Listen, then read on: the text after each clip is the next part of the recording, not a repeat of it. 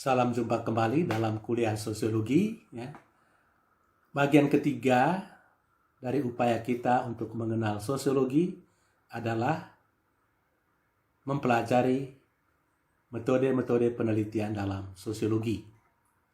Jadi bagian ketiga dari bab 1 itu adalah metode-metode penelitian dalam sosiologi. Saudara-saudara yang baik, dalam usaha mengembangkan dirinya sebagai satu ilmu pengetahuan, sosiologi menggunakan dua metode penelitian, yakni metode penelitian kuantitatif, satu, dan kedua, metode penelitian kualitatif. Kedua jenis metode penelitian ini mempunyai hubungan dengan asumsi dasar mengenai realitas sosial antara ilmuwan Prancis di satu pihak dan ilmuwan Jerman di pihak lain. Dalam definisi sosiologi tadi, kita melihat ada perbedaan antara sosiologi Prancis yang diwakili oleh Comte dan Durkheim dengan sosiologi Jerman yang diwakili oleh Max Weber dan kemudian oleh George Simmel. Oke, ada perbedaan. Sosiologi Prancis menekankan fakta sosial, sedangkan sosiologi Jerman itu menekankan interpretative understanding, tentang interpretasi, tentang makna. Oke. Bagi ilmuwan sosial Prancis, realitas sosial itu berada di luar individu. Ingat definisi Durkheim tentang sosiologi. Tugas seorang peneliti adalah membuat studi tentang fakta sosial itu agar bisa dijelaskan. Jadi membuat studi tentang kenyataan sosial yang berada di luar individu itu supaya bisa dijelaskan. Studi tentang korupsi, studi tentang keluarga, studi tentang perkawinan, dan seterusnya supaya bisa dijelaskan. Sedangkan bagi ilmuwan sosial Jerman, kenyataan sosial itu adalah hasil interpretasi individu. Contoh tadi saya sudah berikan dalam video terdahulu. Kenyataan sosial yang bisa berbeda-beda berdasarkan interpretasi. Dan tugas orang sosiolog adalah, atau tugas orang peneliti sosial adalah membuat studi tentang dunia makna itu. Membuat studi tentang satu tindakan sosial atau dunia makna itu agar bisa dipahami. Jadi satunya itu berusaha untuk menjelaskan kenyataan sosial, sedangkan lainnya itu berusaha untuk memahami sebuah tindakan sosial. Perbedaan lebih lanjut antara penelitian kuantitatif dan penelitian kualitatif dapat dilihat dalam bagian berikut. Pertama, penelitian kuantitatif. Oke, pengertian yang paling dasar, pengertian yang paling sederhana untuk bisa membedakan dua jenis penelitian ini adalah sebagai berikut.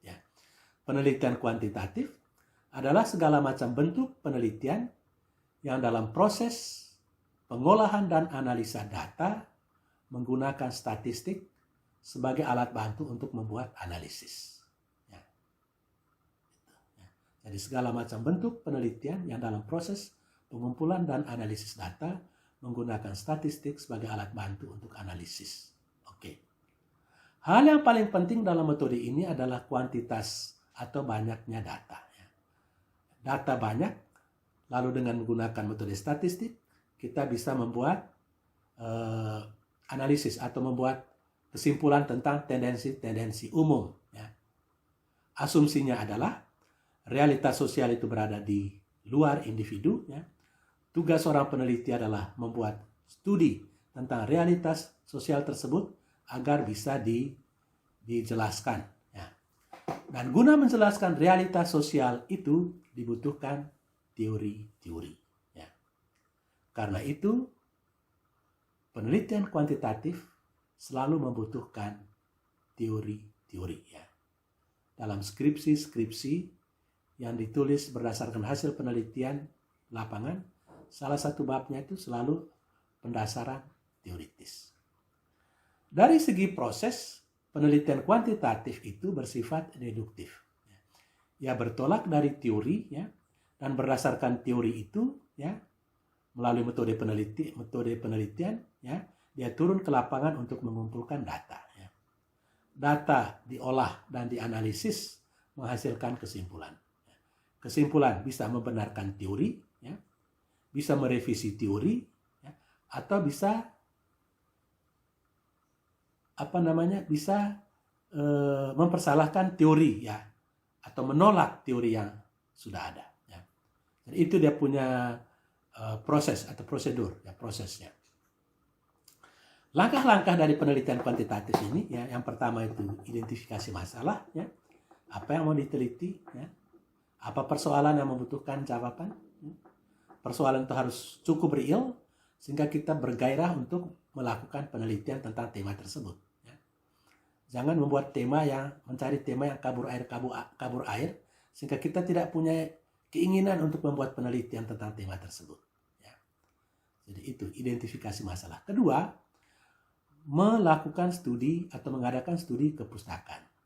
Jadi sesudah tahu tema apa yang mau diteliti, maka langkah berikutnya kita mencari literatur yang membahas tema-tema tersebut. Ya. Ya. Oke, jadi itu langkah kedua, mengadakan studi kepustakaan. Ketiga, membuat proposal penelitian. Ya. Ada 3 bagian, ya, dari proposal penelitian. Ya. Yang pertama itu pendahuluan. Ya.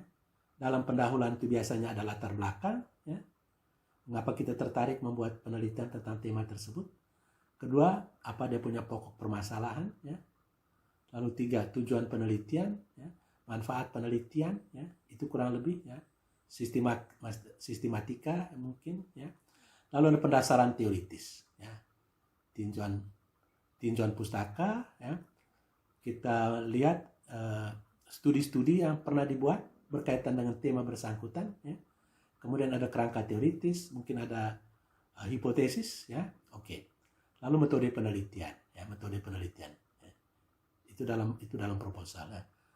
Metode penelitian itu sumber datanya seperti apa, proses pengumpulan datanya seperti apa, dan instrumen pengumpulan data itu seperti apa. Oke, itu tahap ketiga itu membuat proposal penelitian. Tahap keempat, pengumpulan data. Dalam tahap ini, ya, peneliti turun ke lapangan guna mengumpulkan data. Ya. Biasanya pertanyaan-pertanyaan itu, ya, sudah ada dalam proposal penelitian. Jadi kita tinggal bagikan kepada para responden. Lalu langkah berikut itu pengolahan dan analisis data. Di sini dibutuhkan bantuan statistik, ya, dan ketajaman analisis. Sebaiknya orang yang melakukan penelitian kuantitatif mesti belajar program statistik. Ya. Ada satu program yang biasa dipakai itu SPSS, ya, Statistical Program for Social Science. Ya. Sebaiknya setiap orang menguasai program ini. Dan terakhir itu penulisan laporan. Ya. Dalam menulis laporan, seorang peneliti mesti menggunakan bahasa Indonesia yang benar dan mengikuti metode-metode yang sudah baku. Ya. Itu. Laporan itu bisa bermacam-macam. Ada bersifat monograf yang bersifat lengkap, tapi ada juga yang bersifat singkat, ya, untuk ditulis di jurnal-jurnal misalnya. Itu penelitian kuantitatif. Kedua, penelitian kualitatif.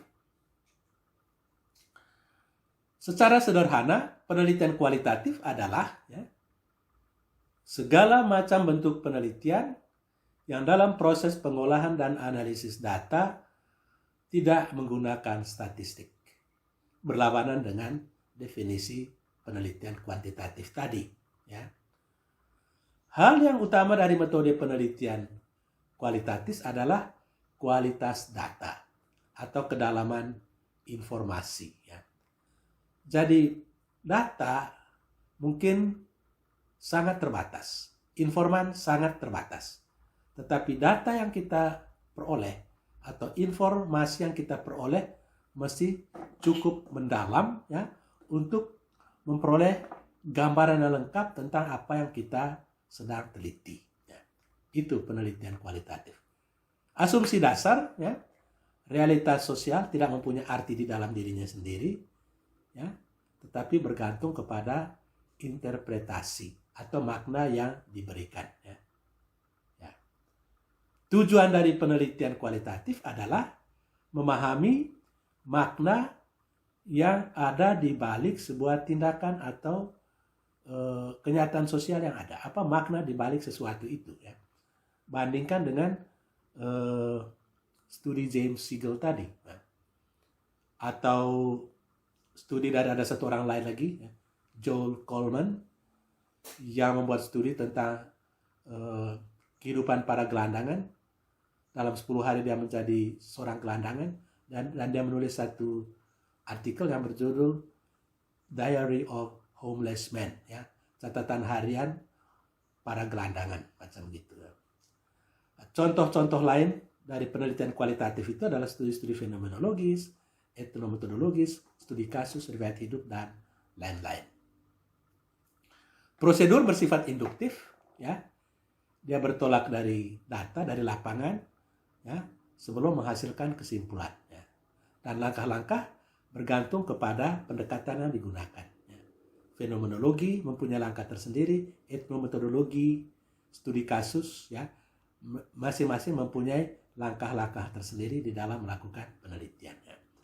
Dalam fenomenologi misalnya, ya, orang membuat pengamatan, ya, tentang kehidupan sehari-hari, ya, dan memperhatikan kesadaran baru yang muncul dari pengamatan itu. Ya. Jadi dia membuat pengamatan, ya, dengan, ya, set aside, yang mengesampingkan apa yang dia sudah tahu tentang apa yang diamati, atau mengurungkan bracketing apa yang dia sudah tahu tentang apa yang diamati, supaya hasil pengamatan itu betul-betul murni, tidak dibebani oleh sesuatu yang telah kita ketahui. Ya. Ciri-ciri dari penelitian kualitatif ini, ya, memiliki setting alamiah, ya, sebagai sumber langsung pengumpulan data, karena kita langsung turun ke lapangan. Ya. Kalau dalam penelitian kuantitatif, peneliti bisa meminta orang lain untuk membagikan kuesioner kepada responden.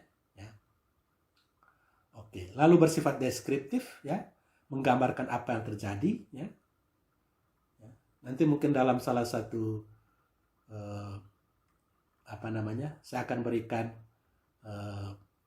tugas, ya, untuk membuat observasi, ya, membuat pengamatan, dan